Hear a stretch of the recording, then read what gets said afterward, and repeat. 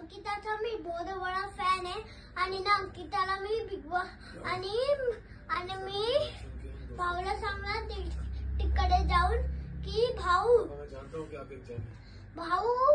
मला ना big boss मध्ये जायचंय, एंट्री करायचे का माहितीये, कारण ना मला अंकिताला भेटायचंय, कारण